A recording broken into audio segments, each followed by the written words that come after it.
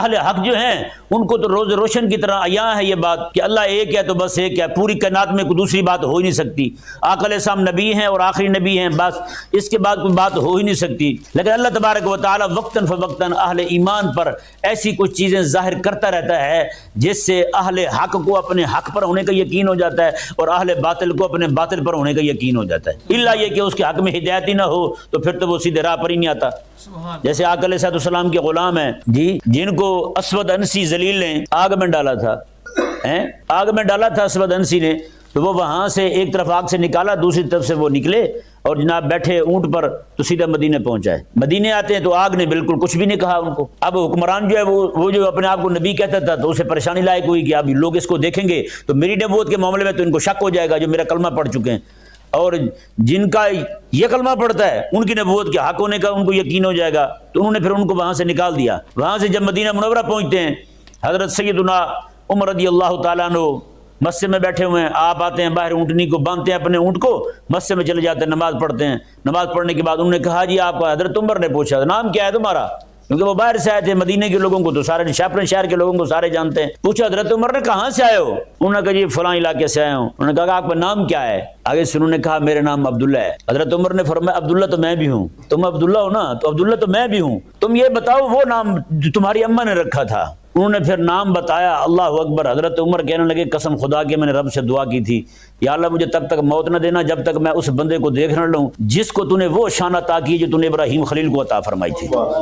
یعنی ان کے آگ میں جانے کا واقعہ مدینے میں پہلے پہنچ چکا ہے، مدینے میں پہلے پہنچ چکا ہے۔ تو جب وہ مدینہ پہنچتے ہیں، حضرت عمر رضی اللہ تعالیٰ عنہ کو حضرت ابوبکر صدیق کے پاس لے جاتے ہیں، وہاں مجمع میں کھڑے ہو کے لوگوں کو جمع کر کے اس طرح ان کا ہاتھ اوپر کر کے لوگوں کو دکھاتے ہیں کہ یہ ہے وہ بندہ جی۔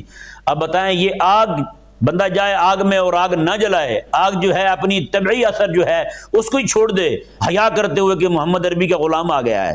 تو اس طرح کے جو واقعات ہیں یہ گاہے بگاہے ہوتے رہتے ہیں۔ اللہ تبارک و تعالی حق کو واضح اور عیاں کرتا رہتا ہے۔ سندھ میں بھی ہوا تھا، ایک محمد پناہ ٹوٹانی نام کا ایک بندہ تھا، وہاں ایک بزرگ گزرے ہیں، ان کا وہ مرید تھا، تو وہاں جو تھا وہ محمد پناہ جو تھا وہ ایک کسی بندے کے ساتھ ٹریکٹر پہ بیٹھ کے جا رہا تھا، یہ غریب بندہ تھا، مزدور تھا، وہ امیر بندہ تھا۔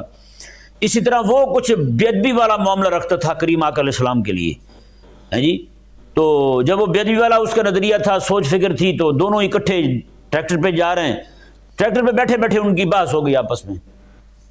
تو بات یہاں تک پہنچی کہ آگ لگائی جائے، دونوں جاتے ہیں اس میں، پھر دیکھ لیتے ہیں یہ بندہ اس آگ میں کتنے منٹ تک کھڑا رہا، اسے کچھ بھی نہیں ہوا، اور دوسرا وہ بندہ جو تھا وہ جل گیا، وہیں پہ وہ جل گیا۔ تو اس طرح اللہ تبارک و تعالی گاہے بگاہے اہل حق کو دکھاتا رہتا ہے، لیکن جو حقیقت میں فیصلہ ہے وہ قیامت والے دن نہیں ہوگا۔ ایک طرف وہ ہوگا کہ حضور فرماتے ہیں قیامت والے دن میدان محشر میں کھڑے لوگوں کو جہنم کی آگ جو ہے نا اس کی اتنی بختی اونٹ کی طرح گردن ہوگی، وہ جناب آ کے اچک لے گی، ان کو اپنے اندر جہنم میں ڈال لے گی۔ اور دوسری طرف وہ بندہ ہوگا، حضور فرماتے ہیں کہ میرا امتی جو روزے دار ہے وہ جب پل صراط سے گزرنے لگے گا نا تو جنت پکار کے کہے گی خدا کے بندے جلدی گزر جا، تیرے روزے کی خوشبو سے، اس کی مہک سے میری آگ بھی ٹھنڈی ہوتی ہے۔ بتائیں روزے دار کی بو، اس کی مہک، اس سے سانس جو ہوا آتی ہے وہ ہوا آپ سوچ سکتے ہیں۔ اور ایک میں جو ہے نا وہ حبیب کریم علیہ السلام کے ساتھ عشق، اللہ تعالیٰ کی توحید کے ساتھ محبت کا بھی روایت میں ملتا ہے کہ وہ جناب وہ جو نور ہے نا تیرے دل میں، نور محبت ہے، وہ مجھے میری آگ کو ٹھنڈا کر رہا ہے، تیری مہربانی جلدی تشریف لے جا۔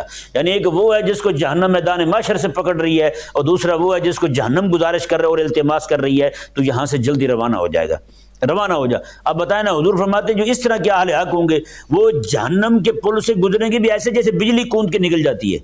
بتائیں یہاں بجلی کوند کتنی دیر ٹھہری رہتی ہے، نہیں نہ پتہ چلتا، ایسے کوندی اور گئی ہیں۔ آقا علیہ السلام نے میں کہ ان کی رفتار جو ہے وہ بجلی سے بھی تیز ہوگی، بجلی سے بھی اسرع من البرق، آگ بجلی سے بھی، بجلی کی چمک سے بھی زیادہ تیزی کے ساتھ میں حضور فرماتے ہیں جہنم کے اوپر سے گزر جائیں گے۔ لیکن اس کے باوجود بھی وہ کہے گی کہ تیری اتنی تیزی کے باوجود، تیرے اتنے تیز رفتاری کے ساتھ گزرنے کے باوجود بھی تیرے اندر کا جو نور ہے نا وہ کہے گی کہ وہ میری آنکھ کو ٹھنڈا کر رہا ہے، تو جلدی تشریف لے جا، کیونکہ میں نے خدا رسول کے جو دشمن ہیں ان کو بھی پکڑنا ہے۔ ساتھیو سبسکرائب، شیئر اور لائک ضرور کیجیے گا۔ جزاک اللہ خیر۔